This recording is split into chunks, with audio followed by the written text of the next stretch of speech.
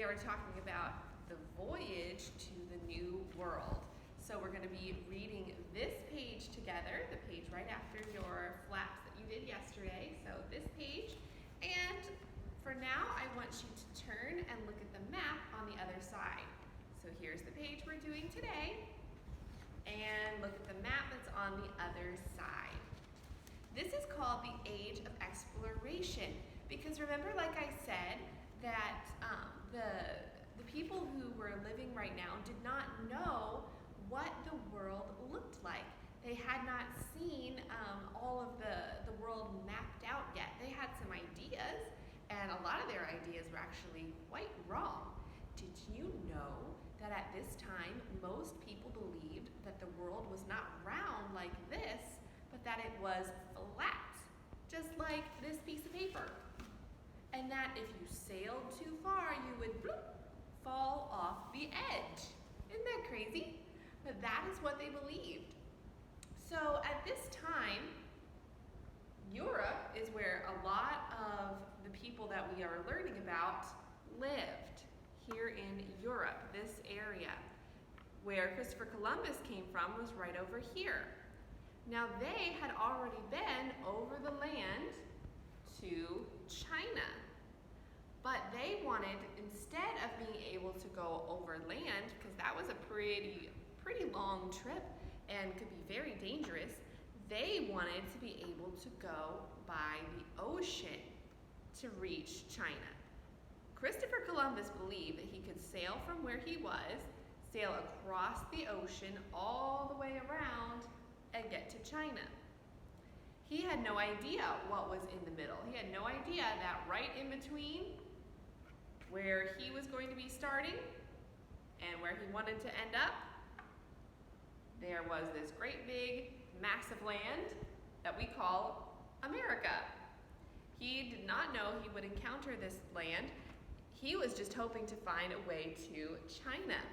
A lot of other people did not know that he would find that land either. They thought he was going to sail off the edge of the world. And that's why it was hard for him to find people who were going to help him to get there. But he did find some people because they all thought it was quite worth it to try to find China. In China, they had things, if you look at your map, you see China porcelain. So that was the beautiful ceramic bowls and plates and things like that. So those were things that the Europeans didn't have. Their stuff wasn't made out of the same material, it didn't have the same strength or beauty to it that the Chinese did. They had different spices like mulaccas and cloves that makes things taste good. They had China silk over there. So that's, very soft, flowy material that's very, very nice. They had ginger that they could trade for, as well as salt cones, pepper, cinnamon.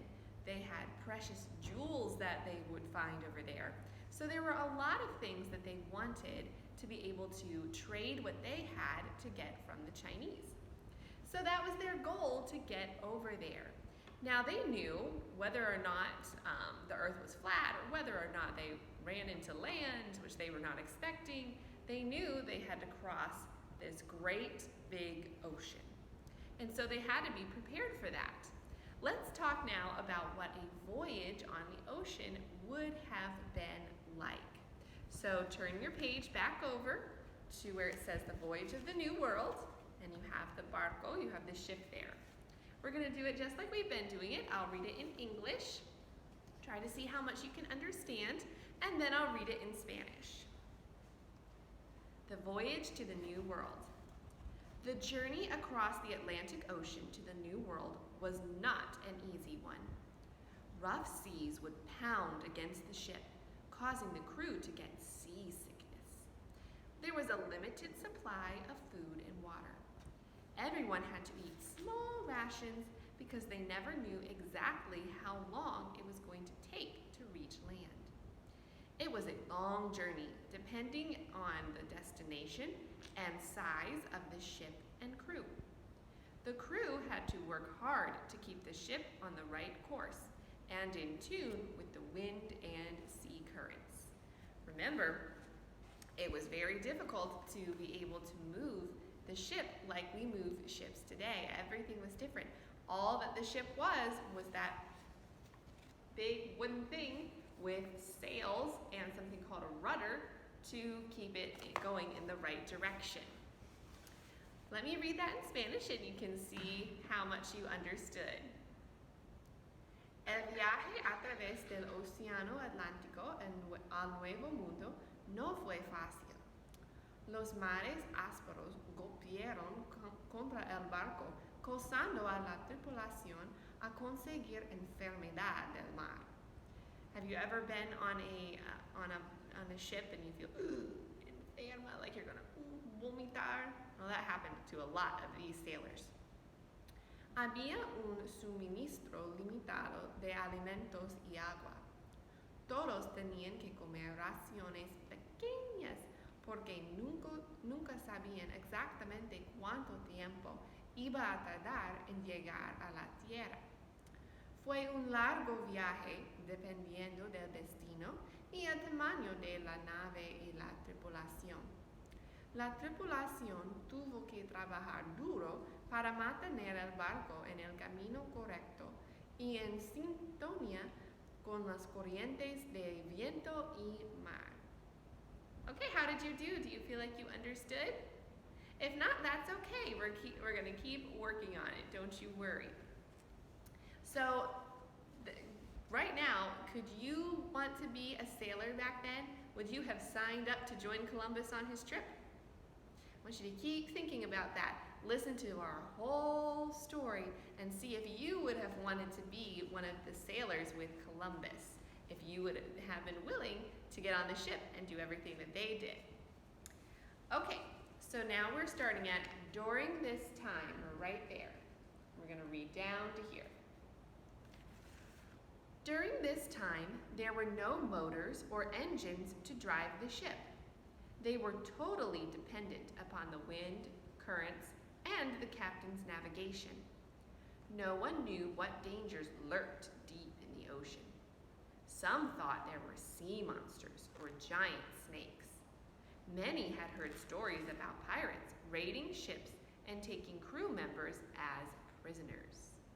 So it was very dangerous to be a sailor during these times. They thought that there were all kinds of monsters in the deep, and they were afraid that they would just eat their ship. They also were afraid of pirates, and there were pirates. There still are pirates today, but they're a little different than they were back then. And so they were afraid of all of those things happening to them on the ocean. Let me read that in Spanish now. Durante este tiempo, no había motores para conducir el barco. Ellos dependían totalmente del viento, las corrientes y la navegación del capitán. Nadie sabía qué peligros acechaban en el fondo del océano. Algunos pensaron que había monstruos marinos, o serpientes gigantes. Muchos habían oído historias sobre piratas que asaltan buques y que toman a miembros a la tripulación como prisioneros. So, what do you think now? Would you want to be one of the sailors? Are you adventurous? Let's keep going. We have a little more to read before you make up your mind. The crew members took turns working and directing the ship, with half the crew sleeping while the other half worked. During their off times, they kept busy by fishing, storytelling, singing songs, and playing games. There were barrels of food and supplies, including rice, flour, salted meats, water, beans, and bread. They also brought fishing poles, hooks, cloth to make new sails, gunpowder, cannonballs, warm clothes, and blankets. If you were going on a trip across the ocean that would last for many weeks, what would you take with you? Okay, so now let's read that in Spanish. I want you to make sure you understand that before we talk about it. Okay. Los miembros de la tripulación se turnaron trabajando y dirigiendo el barco, con la mitad de la tripulación durmiendo mientras la mitad de la tripulación trabajaba. Durante sus horas de desconexión, se mantuvieron ocupados por la pesca, contar historias, cantar canciones y jugar juegos. Había variedades de comida y suministros, incluyendo arroz, harina, carnes saladas, agua, frijoles y pan. También trajeron cañas de pescar, ganchos, tela para hacer nuevas velas, pólvora, pelotas de cañón, ropa de abrigo y mantas. Si usted estuviera yendo en un viaje por el océano que duraría por muchas semanas, ¿qué llevaría con usted? Okay, so the crew members, half of them would work on the ship. They'd be on their shift where they would be trabajando, and then the other half would have some time to rest, to descansar. So the things that they would do, they would sleep, of course. They would fish for fresh fish to have as their meat. Remember, we talked that they had salted meats to preserve them, but that would get hard after a while. So they were able to catch fresh fish.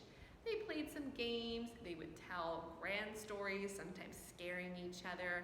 They would sing songs, and that's how they would spend their time. So half the time working, half the time off. Half the crew working, half the crew off. Then we talked about the things that they would eat, things like rice and beans and stuff like that. They didn't bring a lot with them. They didn't bring the same things that maybe you would bring today. So I want you to answer that question on the bottom of your paper. Si usted estuviera yendo en un viaje por el océano que duraría por muchas semanas, ¿qué llevaría con usted? So in the parte abajo, right here, there's not a lot of space, but there's a little bit.